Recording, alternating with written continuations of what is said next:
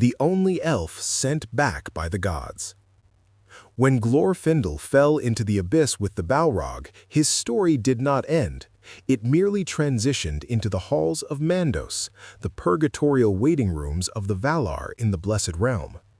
Under normal circumstances, elves who die in Middle-earth remain in these halls for ages, reflecting on their lives and the sorrows of their past. However, because Glorfindel's sacrifice was so pivotal, saving the ancestors of the line of kings, and his spirit was so free of the kinslaying stains that plagued other Noldor, he underwent a rapid and divine re-embodiment. The Valar did not just give him his body back, they enhanced him, purifying his spirit of the weariness of the world and infusing him with a potency that blurred the line between elf and angel. This resurrection turned Glorfindel into a unique metaphysical entity. Tolkien's letters explain that by the time he was sent back to Middle-earth, likely around the year 1600 of the Second Age, he had become an initiate of the Maiar. He lived among the gods and was trained in their light.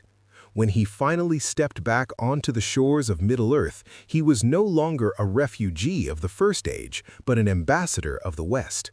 His return was a tactical move by the Valar to bolster the defenses of the Elves against the rising shadow of Sauron. This is why his presence is so much heavier than other elves. He is the only being in history to have died a hero, stood before the gods in judgment, and been granted a second life specifically to serve as a guardian. The strength Glorfindel gained from this return was not just physical, but pneumatic.